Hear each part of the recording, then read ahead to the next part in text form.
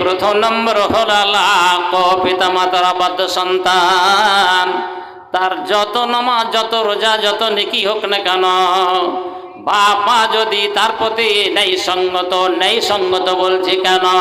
কতগুলি বাপ মা আছে অবিচার করে ছেলে মেয়েদের প্রতি।